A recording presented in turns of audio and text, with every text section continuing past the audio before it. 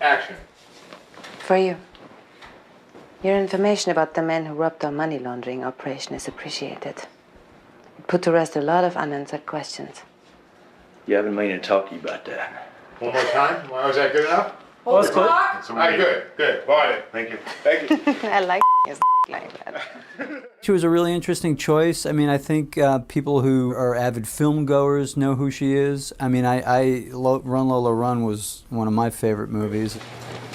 So it was interesting, like, we all knew who she was and had respect for her, but I don't know if necessarily our viewing audience really knew who she was. So the great thing about it didn't feel like we were like stacking the cast with our juice for the end of the season, We just had the opportunity to get this great actress.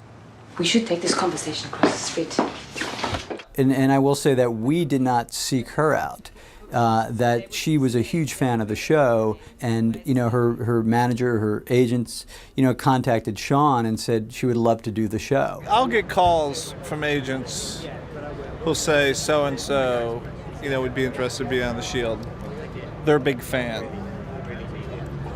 I don't know if that's true or if it's bullshit most of the time. It's nice to hear, and is it just an agent trying to stir something up and get something going, is the actor really a fan? In Franka's case, what was really interesting is I had the agent call up and say, are you familiar with, who Franka Potente is? And I said, sure, Run Lola Run and Born Identity.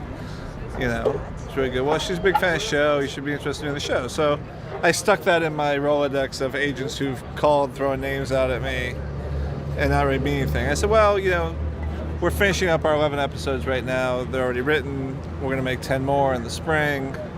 If you want to give me a call, as we're approaching the season, go ahead. So I hung up thinking that would be the end of it.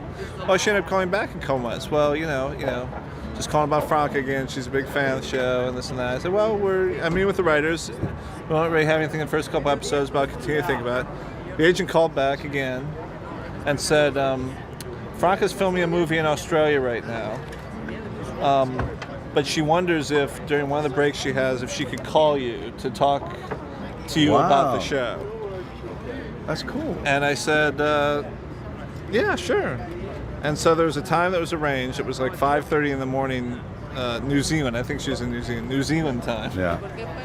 Before her like 7 a.m. call, where it was scheduled, and she called up and she started talking, and it was clear she was a huge fan of the show, and that she just very badly, desperately wanted to do the show, which means something to me. Put me on and kill me. So the whole character of Diro Kazakian, who appears in the final 3 episodes of season 6, really came about from saying, okay, we have this great actress who's really intensely passionate about doing the show. What's a role for her? Which was really a first on our show. Every other big role, whether it was Monica Rowling, that character was created first, and then we were able to lure Glenn Close to do it, or John Kavanaugh, we were able to lure Forrest Whitaker to doing it. So one of the great things about the reputation of the show is that, yes, when we create a character that we think is going to be a big, interesting thing, we're able to get people of interest to do it. But Franka took it to a whole new level where essentially her interest in the show spurred us to create an entire character, which in turn created an entire storyline. Without that character, we wouldn't have had the storyline that Shane's involved in. You need to accept the fate of your associates. No, I can't do that. You said you had a solution.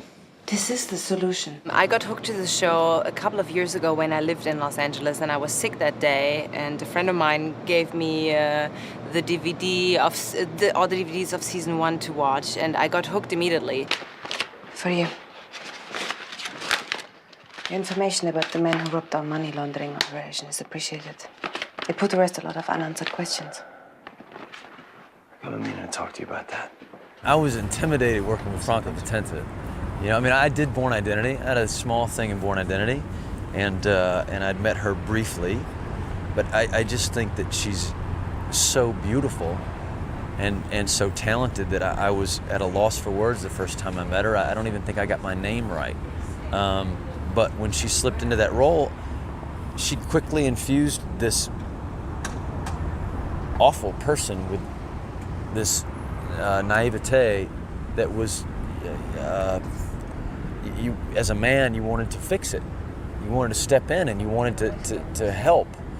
And you didn't see her for who she really was. You saw her for who she wanted to be seen as. And it just speaks to Franka's talent to be able to make this character so sympathetic. You know, how can you castrate 3 people and elicit sympathy? You know? I want to be on her bad side, Franka. I do not want to be on your bad side. I have no say in what the retaliation will be or when. I passed that information on to my father's associates back home. It's entirely in their hands. You know, she had just, you know, the same way Forrest did, where as an actor, he makes really unusual and interesting choices that still, you know, honor the direction that we want to go in. Meaning, he doesn't make just quirky choices for the sake of making quirky choices that really have nothing to do with the intent of a scene. And she was the same way. She would make all these interesting choices that absolutely served what we wanted to do.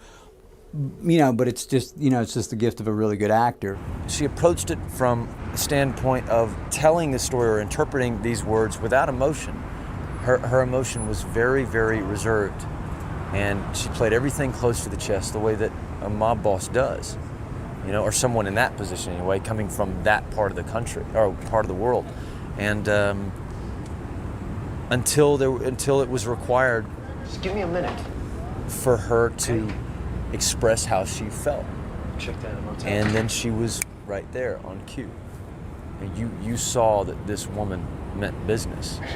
We need to talk. The guy you're looking for is no longer where you are. Shh. I want to discuss a solution to our problem. Yes, and very cool. Boom. That's it. First of all, it's completely surreal. It's so crazy. Like everything about it. I mean, of course, the money train and like how they brought down Margot's and the whole thing was such a big deal, you know. And it was discussed in amongst fans and all these things. And here I am. It's like part of my story. It's so crazy. I can't even explain it. And it was so funny because she came onto the set and somebody gave her a tour. First thing she was here, she wanted to get a tour of the barn, right? And so somebody, I think Evan or a writer's assistant, took her over to the barn and was showing her around. She goes, that's where Glenn Close sits, and that's Dutch's desk. And she was walking around like the biggest fan in the world. Because we'd never know. Somebody calls you up, I love the show, I'd love to be on it. I mean, we didn't know, you know, what that meant. It's almost like I'm a kid and it's Christmas and Santa Claus is real and he's coming in the door, you know? That's what it feels like. I'm just so happy when I'm on set. It's like weirdly like living in your favorite character's world. It's strange. And then it turns out that they would literally be waiting until Blockbuster got the new DVDs in whatever Germany, or whatever town she was living in Germany.